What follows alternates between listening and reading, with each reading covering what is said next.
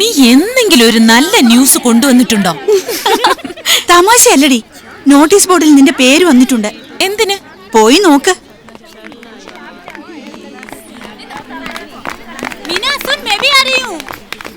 ദേ നോക്ക്. നിന്റെ അമ്മ വരുന്നവരെ നിനക്കിനി ക്ലാസ്സിൽ കയറാൻ പറ്റില്ല. അമ്മയെ എല്ലാരും കൂടെ എടുത്തിട്ട് കുടഞ്ഞാ നിന്റെ കാര്യം എന്താവും? എന്റെ കാര്യം അവിടെ നിൽക്കട്ടെ, പ്രിൻസിപ്പളിന്റെയും ടീച്ചർമാരുടെയും കാര്യം എന്താവുന്നാ എനിക്ക് പേടി.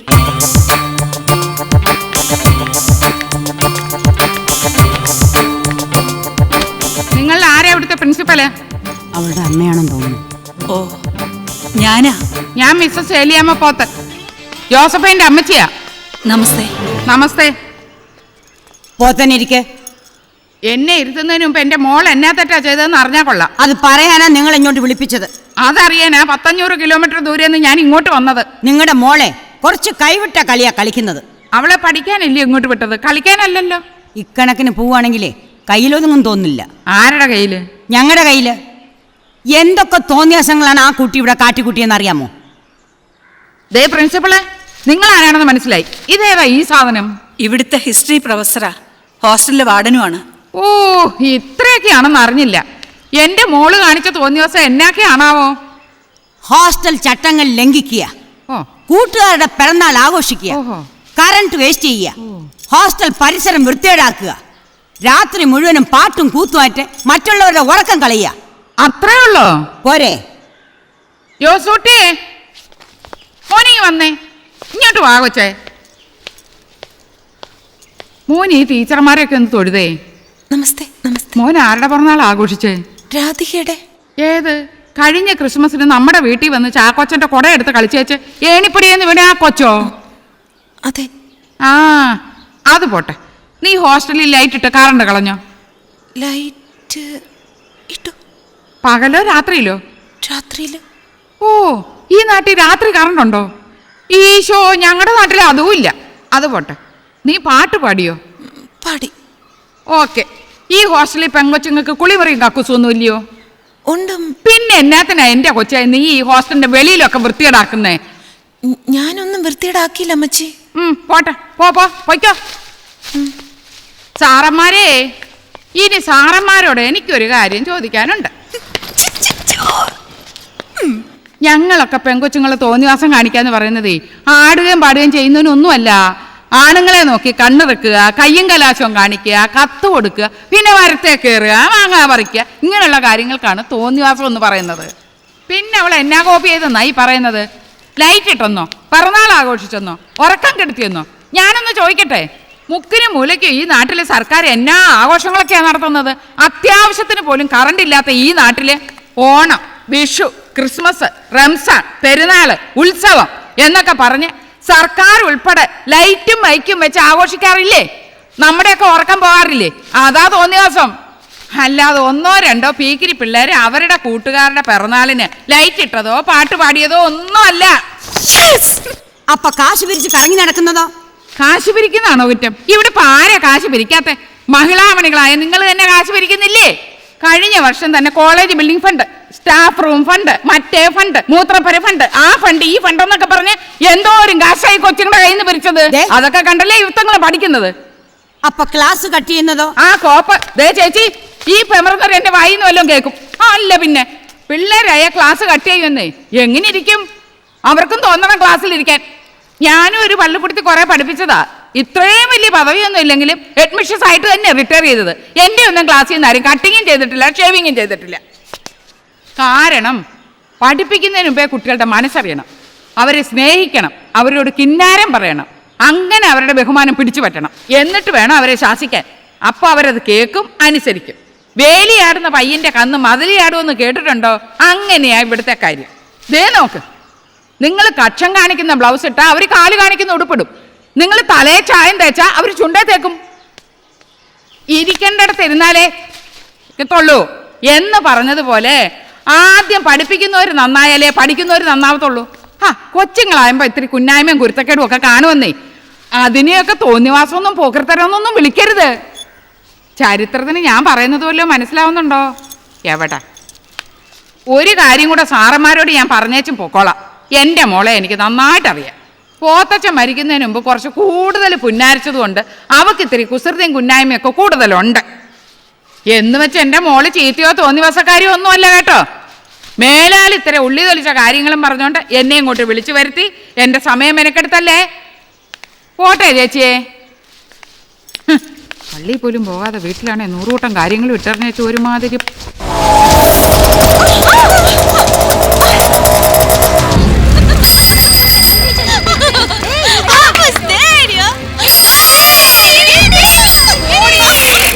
ജോസുട്ടി, സരിയെ ആരോ കുറെ പേര് ഒരു ഓട്ടോയിൽ വന്ന് അറ്റാക്ക് ചെയ്തു. She is very serious.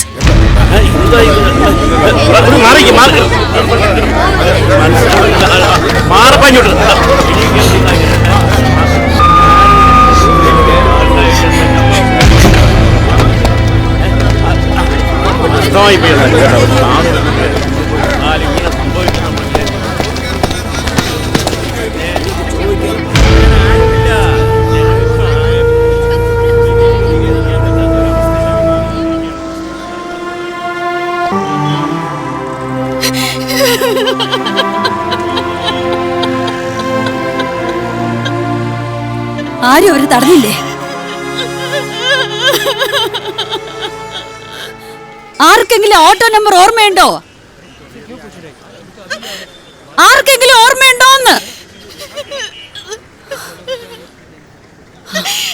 So everybody was having fun.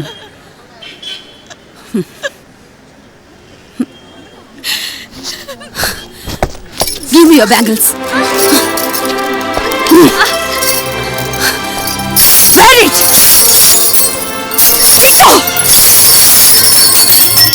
ഒരു പാവപ്പെട്ട പെൺകുട്ടിയെ നടു റോഡിലിട്ട് കൊന്നപ്പോ നോക്കി നിന്ന് ആസ്വദിക്കായിരുന്നു എല്ലാരും അല്ലേ?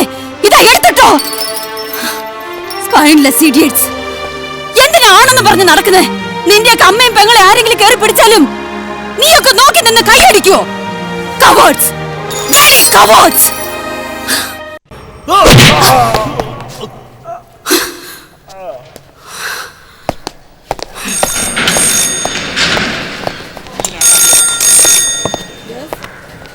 Ma'am. Yeah.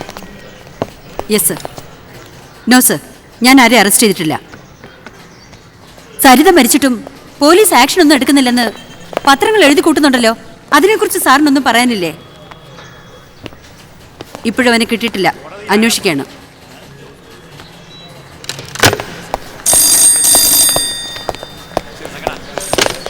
നോ, വേണ്ട. 1 മണിക്കൂർ നേരത്തേക്ക് ഒരു ഫോണും എടുക്കണ്ട. രവിയെയും അശോകിനെയും അറസ്റ്റ് ചെയ്തതായി റിപ്പോർട്ടും എഴുതണ്ട. Jayashree. Yes ma'am. Come with me. Get 2 inspectors also. Okay. അവൻ എവിടെയുണ്ടെന്ന് എനിക്കറിയാം. Don't try to run away. I'll shoot you.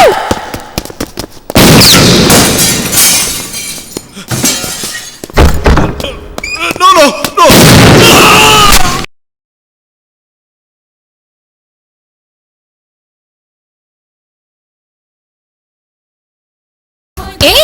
സരികയുടെ കേസിലെ എല്ലാരും പിടിച്ചോന്ന് അതെന്നെ വായിച്ചോണ്ടിരിക്കുന്നെ. മെയിൻ കൾപ്രിറ്റ് ഒരു എക്സ് മിനിസ്റ്ററുടെ മകനാ.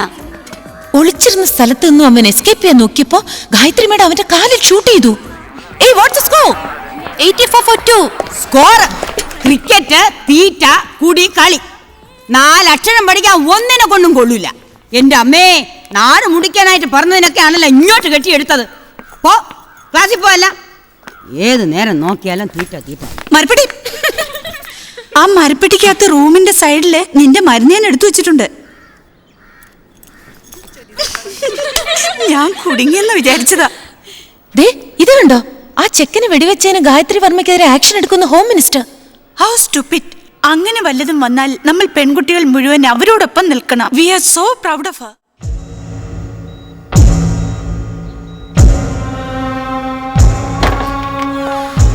മാഡം, അവരെല്ലാം പുറത്ത് വെയിറ്റ് ചെയ്യാണ്. Yes, what do you want to know? आपने उस पर गोली क्यों चलाई? उसने भागने की कोशिश की तो मुझे गोली चलानी पड़ी.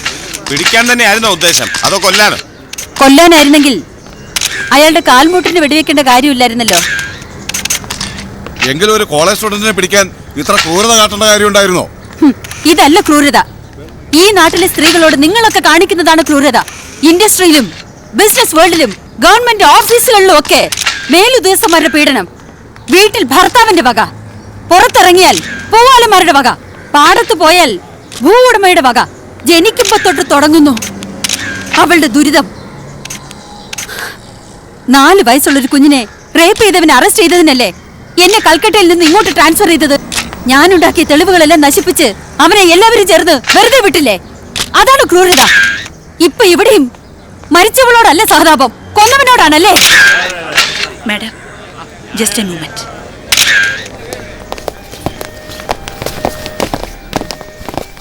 മാഡം, അയാൾ മരിച്ചു.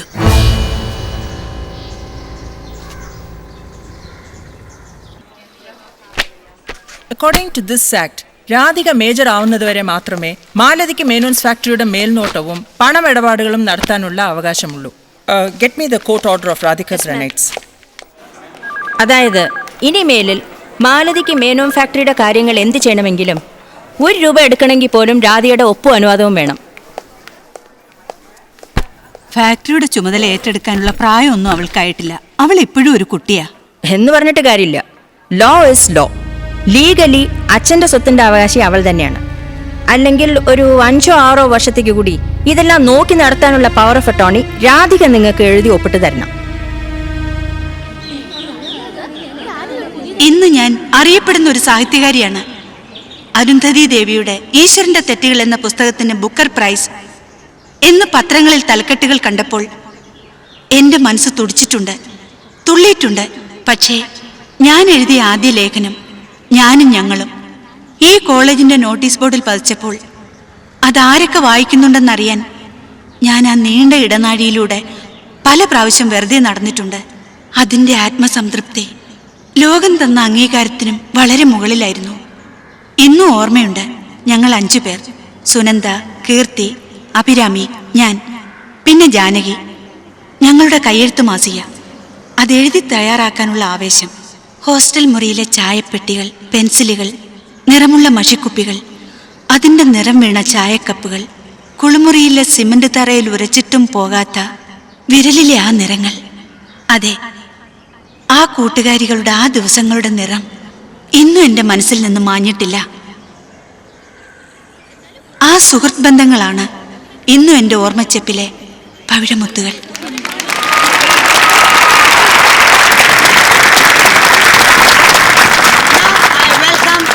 Our honorable chief guest ACP Gayatri Verma to say a few words. ഈ കോളേജിലെ ഒരു പൂർവ്വ വിദ്യാർത്ഥിനി എന്ന നിലയിൽ ഗായത്രിയെ ഈ വേദിയിലേക്ക് ക്ഷണിക്കുന്നതിൽ എനിക്ക് അതിയായ സന്തോഷമുണ്ട്.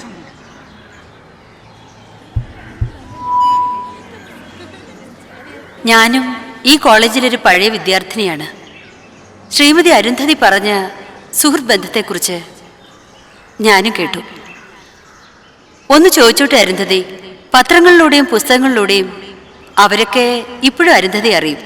പക്ഷെ അരുന്ധതിക്കറിയോ അവരൊക്കെ എവിടെയാണെന്ന്? ജാനകി ഒറീസയിൽ കളക്ടറായിരുന്നു. ഇപ്പൊ എവിടെയാണെന്ന് അറിയില്ല. മറ്റുള്ളവരൊക്കെ വിവാഹം കഴിച്ച് ഓരോരോ ഇടങ്ങളിലാണ്. അതെ, ഓരോരോ ഇടങ്ങളിൽ. എവിടെയാണെന്നറിയില്ല. ഓർമ്മയിൽ മാത്രം പവിഴമുത്തുകൾ. അരുന്ധതിയെ ഞാൻ കുറ്റപ്പെടുത്തുകയല്ല. ഈ നാട്ടിലെ പെൺകുട്ടികളുടെ വിധിയാണത്. കോളേജിലെ ആത്മസുഹൃത്തുക്കൾ, ഊണിലും ഉറക്കത്തിലും പിരിയാനാവാത്ത ഹൃദയബന്ധമുള്ളവർ കോളേജ് ജീവിതം കഴിഞ്ഞ് എന്നേക്കുമായി പിരിയുന്നു, എവിടെയെന്നും എന്തെന്നും അറിയാതെ. പക്ഷെ ആൺകുട്ടികൾ, പുരുഷന്മാർ അവരുടെ സുഹൃത്ത് ബന്ധം വീണ്ടും നിലനിർത്തുന്നു.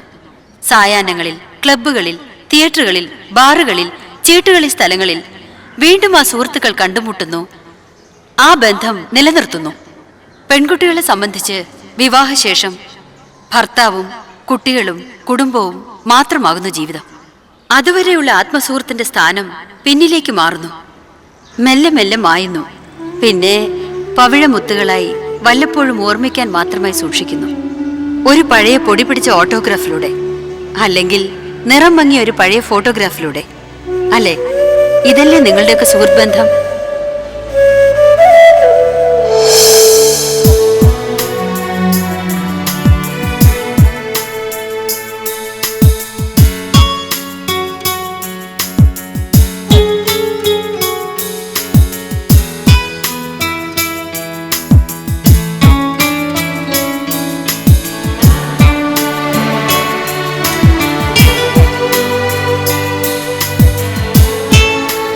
ശരിയാണല്ലേ? എന്ത്? നമ്മൾ പെൺകുട്ടികൾക്ക് കൂട്ടുകാരെന്നൊക്കെ പറയുന്നത് കുറച്ച് നാളത്തേക്ക് മാത്രമാണല്ലേ?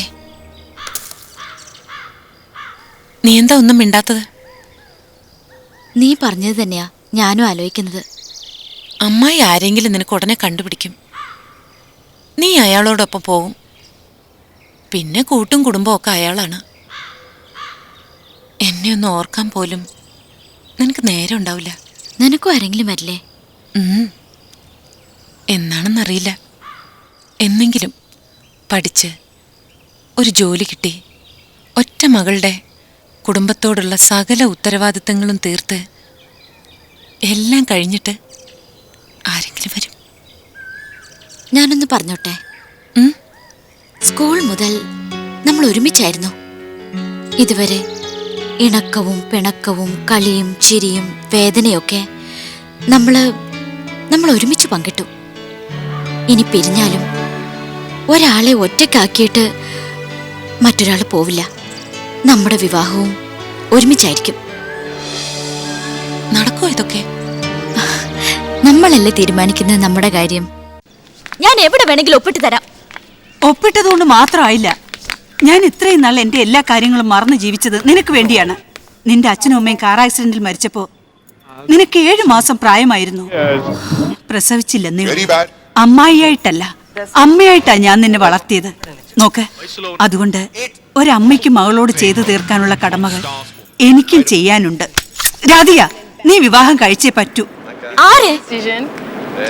ഞാൻ കണ്ടുപിടിക്കുന്ന ആരായാലും. നിനക്ക് യോജിക്കാത്തൊരു ബന്ധം ഞാൻ കൊണ്ടുവരില്ലെന്ന് അറിയാലോ. എന്താ എത്ര ധൃതി എന്നെ കല്യാണം കഴിപ്പിക്കാൻ? നിന്റെ ജീവിതത്തിനൊരു ലക്ഷ്യമുണ്ടാകാൻ, ഉത്തരവാദിത്വ ബോധം ഉണ്ടാവാൻ. നിനക്കറിയില്ല രാധിക, എത്ര വലിയ റെസ്പോൺസിബിലിറ്റിയാണ് നിനക്കുള്ളതെന്ന്. Come with me, come.